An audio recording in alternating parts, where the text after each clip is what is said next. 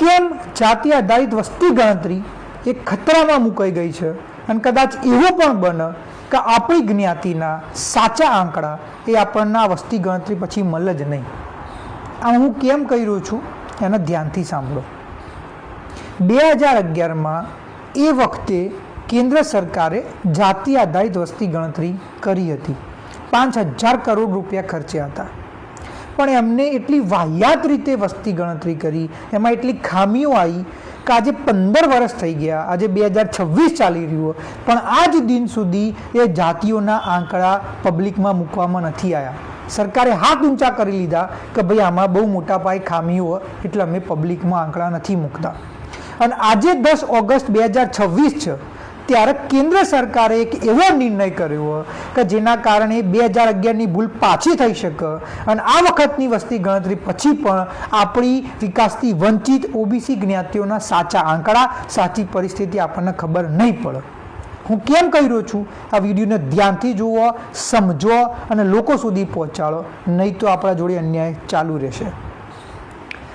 2011માં જ્યારે જાતિ આધારિત વસ્તી ગણતરી થઈ ને ત્યારે જે લોકો જાતિ પૂછવા ગયા એમને શું કીધું ખબર?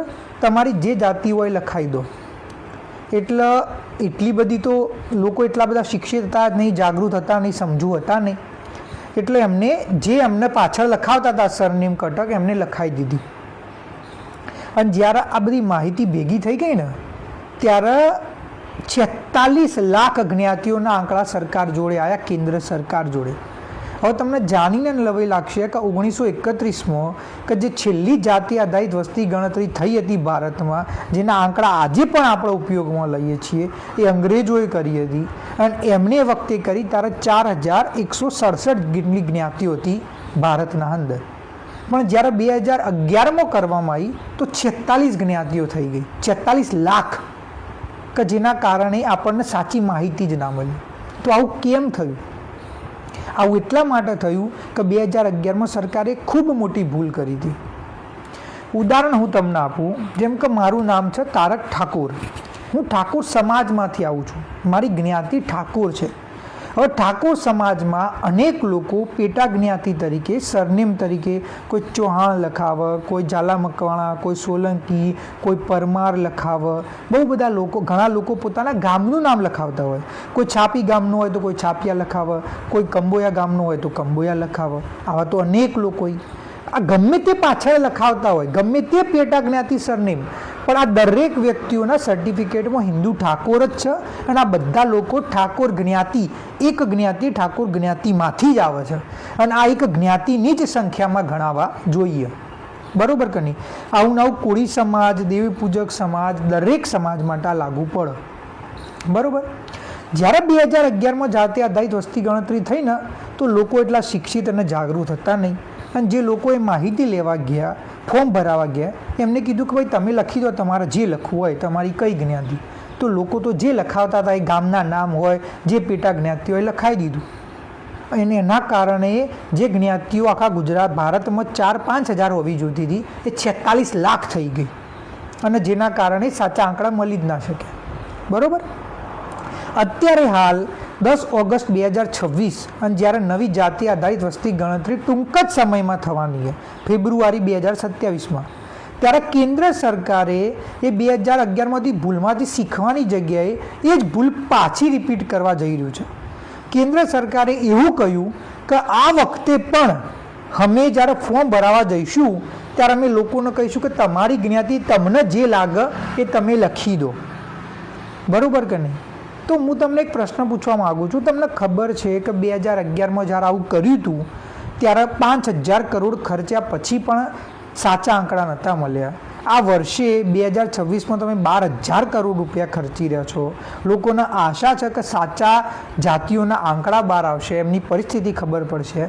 ત્યારે તમે એ જ ભૂલ પાછી રિપીટ કરશો તો પાછી 40, 45, 50 લાખ જ્ઞાતિઓના નામ આવશે. તમે કઈ રીતે નક્કી કરશો કયો જ્ઞાતિનો વ્યક્તિ છે? ઉદાહરણ આપું હું તમને. કોઈ વ્યક્તિના પાસે ગયા અને એરો એમ લખાઈ દે કે મારી જ્ઞાતિ ચૌહાણ, અને તમે લખી દીધું કે તારક ચૌહાણ.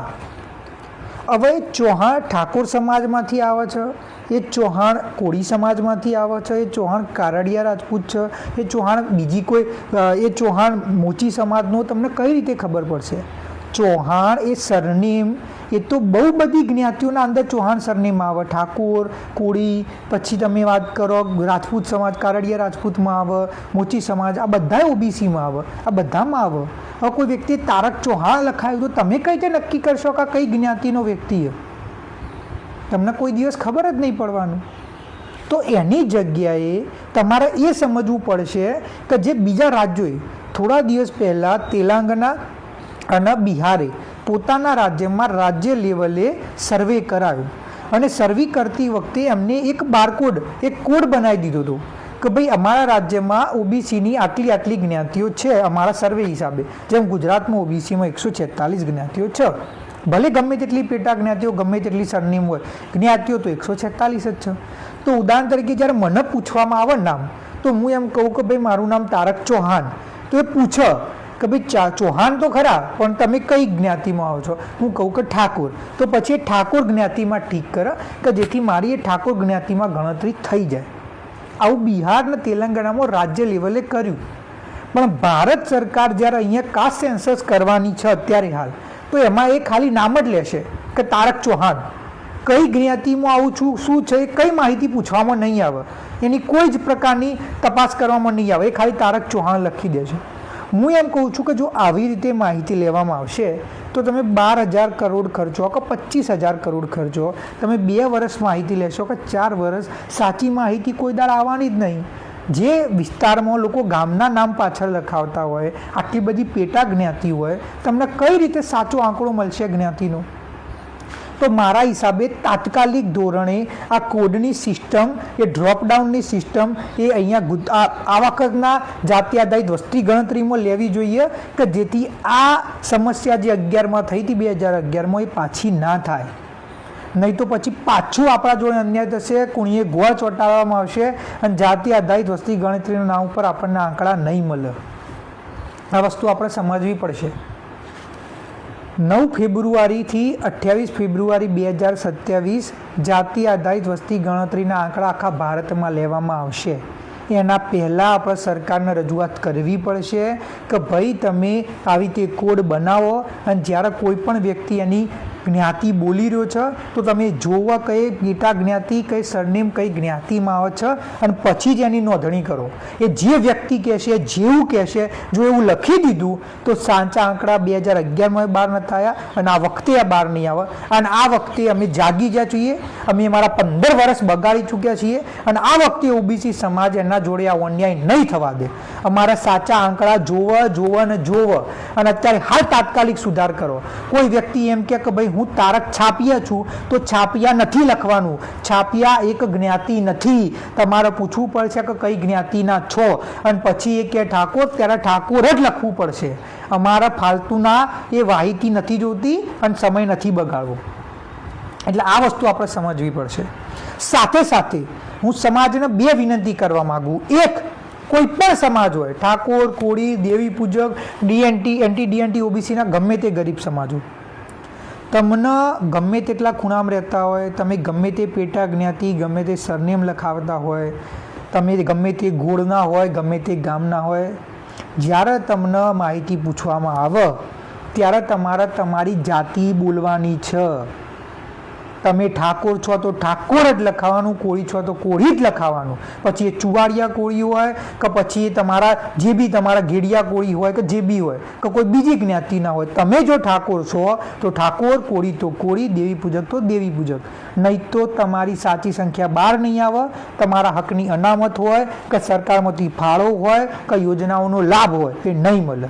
જેટલી જલ્દી સમજી જશો એટલું સારું રહેશે. બીજું, સરકારને હું વિનંતી કરવા માગું કે તમે જાતિના આંકડા તો અમે જે કહ્યું એવી રીતે લો, પણ સાથે સાથે આ જ્ઞાતિમાં શિક્ષણનું સ્તર, કેટલા લોકો સરકારી નોકરી કરે, એમની આર્થિક પરિસ્થિતિ, એમના જોડે કેટલા નાણાકીય રીતે કેટલા સક્ષમ, આ બધા આંકડા લો કે જેથી ખરેખર ખબર પડે કે ભાઈ આ જ્ઞાતિની સંખ્યા તો આટલી આવી, પણ કોને નોકરીઓ લીધી અને કોણ નોકરીઓથી વંચિત રહી ગયા, કોણામાં શિક્ષણ છે, કોણામાં નથી, કે જેના કારણે ખરેખર જેને નથી મળ્યું, ખરેખર જેને લાભ નથી મળ્યું, એમને લાભ મળી શકે, એમને એમનો હક મળી શકે.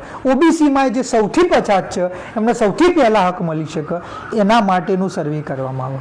અને એટલા માટે આ વિડીયો બનાવી રહ્યો છું. અને ગામે ગામે તમારા વોટ્સએપમાં, ફેસબુકમાં, ઇન્સ્ટાગ્રામમાં બધા શેર કરો, બધા લોકોને માહિતી પહોંચાડો. અને આપણે બધા ગુજરાતભરમાંથી સાથે મળીએ અને આપણા જે મંત્રીશ્રી હોય આ વિભાગના, આપણા મુખ્યમંત્રી શ્રી હોય કે પછી સામાજિક ન્યાય અને અધિકારિતા વિભાગના મંત્રી હોય, આપણે એમને રૂબરૂ મળીએ, લેખિતમાં આવેદનપત્ર આપીએ કે ભાઈ જાતિ આધારિત વસ્તી ગણતરી કરવી છે તો તમારે આવી જ રીતે કરવી પડશે કે જે તેલંગાણામાં, બિહારમાં થઈ, અત્યારે હાલ જે તમે 2011ની ભૂલ પાછી કરવા જઈ રહ્યા છો એ નહીં ચલવી લેવામાં આવે. અમારા આ વખતે સાચા અમારી જ્ઞાતિના આંકડા જોઈએ, અમારી સામાજિક, શૈક્ષણિક, આર્થિક પરિસ્થિતિ ખબર હોવી જ જોઈએ કે જેથી અમે અમારો હક તમારી સાથે માગી શકીએ. હવા કુણીએ ગોળ ચોંટાડવાની વાત બંધ અને હવે ન્યાયની વાત થશે. આ વિડીયોને જુઓ, સાંભળો અને સાથે આવો. આ વખતે અન્યાયને ચલવી લઈએ. જય માતાજી. હું તારક ઠાકોર.